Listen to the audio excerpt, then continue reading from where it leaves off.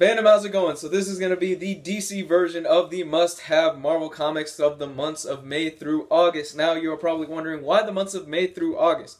Well, because of the fact that I did one for Marvel a few days ago and I kind of wanted to even it out.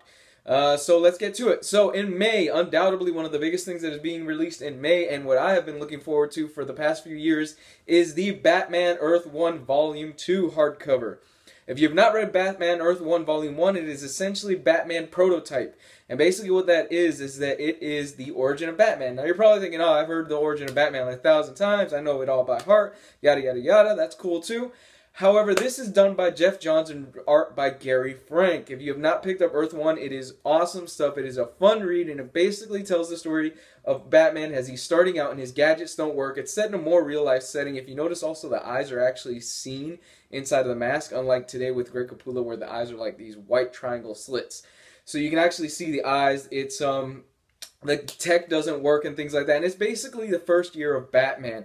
And he changes a lot of things. He plays with a lot of expectations. For example, what would happen if Alfred was actually a very pro-gun guy because he was in the military? So that's a very interesting concept. And he plays with those dynamics of that interaction with Bruce Wayne inside of that story. It's a really fun read and it's really great. And I've been hoping and I cannot wait for them to put out this Volume 2. And I'm going to pick it up on day one.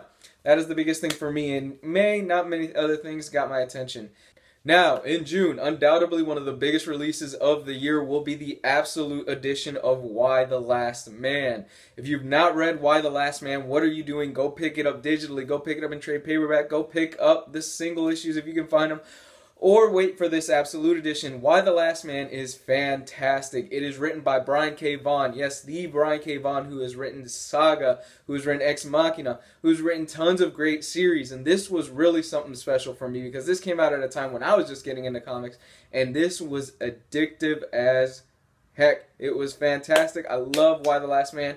And Y the Last Man essentially tells the story of what happens when the entire planet's male population is wiped out completely.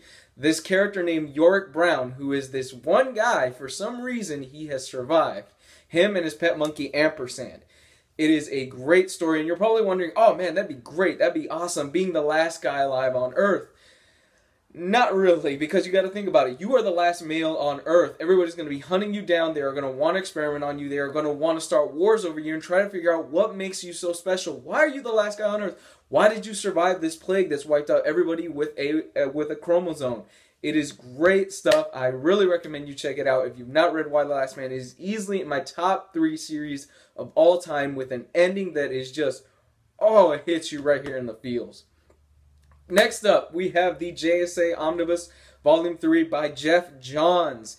This continues and concludes Jeff Johns' monumental run on the JSA. I cannot wait for this. I have Volume 1. I need to pick up Volume 2. I'm going to actually do that the next time I get paid.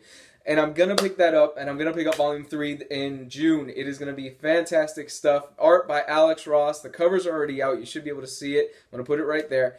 And it is going to be awesome. It's going to be a bit expensive, though. I'm going to warn you right now, so you might want to lock in a pre-order of that when it comes out for the 50% off in those like online retail stores, because if not, ooh, man, it's going to be pricey. Next is the Neal Adams Batman Omnibus. Yes, yes, yes, yes, yes. I am super excited for this. I love Neal Adams' artwork. If you have not seen his stuff, it is fantastic stuff. Neal Adams is known as the guy who revolutionized the Batman art style. It is a legendary run and it is a legendary art style. If you have not picked it up, this is going to be a great pickup. You might even want to lock in your pre-order for that really quickly because I have a feeling this one's going to sell out really fast because Neal Adams stuff is stuff that is heralded as some of the best Batman artwork of all time. I've never read the material, so I can't speak of the writing.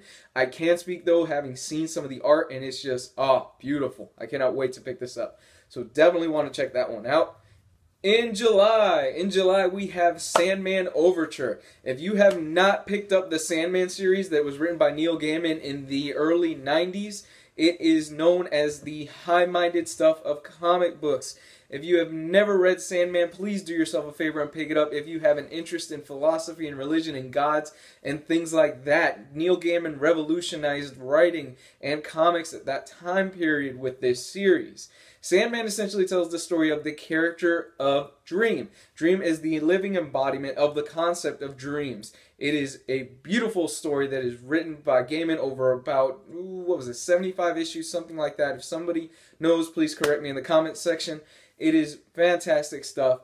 This is the prequel. Sandman Overture takes place before the events of the Sandman series, where what's happening is that Dream is just coming in and he has to handle this situation. I'm not going to give away the situation, mainly because I haven't read the series. I read the first issue, and I was kind of turned off by it. And then I kind of kept going, and then the second issue came out, and then there was delays. There was delays and delays and delays.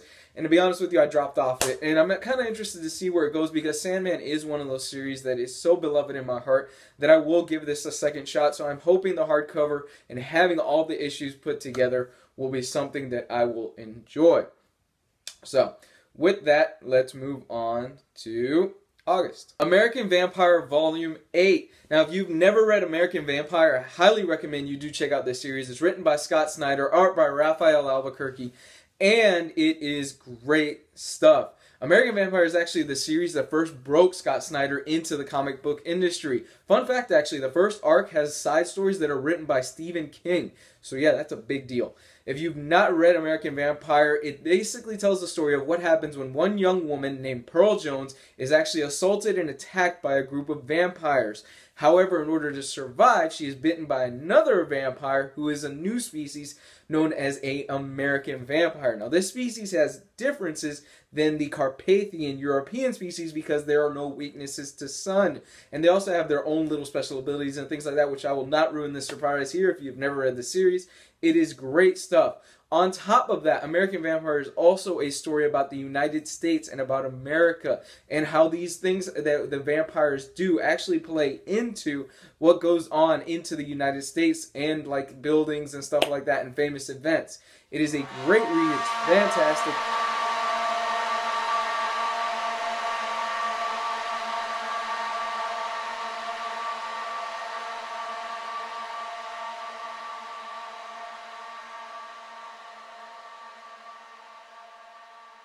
Now, undoubtedly the biggest thing in August for everybody is going to be the Green Lantern Omnibus Volume 2 by Jeff Johns. Yes, I know a lot of you are killing and cannot wait for that omnibus because it continues Jeff Johns' monumental run on the characters, and it actually covers all the way through Blackest Night. So you get the first omnibus, that covers up to the Sinestro Corps, then you get the second omnibus, and it covers all the way through Blackest Night. It's going to be great. I'm sure a lot of you are going to pick it up. It's going to be worth the cost, and I even have a reading order for Green Lantern. For those of you that do not want to have to read through a huge book and want the trades, I will put that reading order in the description below. The last thing that's going to be worth picking up in August is the Wonder Woman by George Perez Omnibus. Yes, I cannot wait. I am a huge fan of Wonder Woman, as some of you know. This is going to be great. George Perez's run is heralded as one of the legendary runs of the time because it actually made Wonder Woman a symbol of female and male empowerment at the time. It's going to be great stuff. It's going to collect the first 2 years of his run, and I do recommend you check that out. It's beautifully drawn by George Perez. His art is in there. It's going to be great. So, with that, let me know what you think. Comment, subscribe. Bye.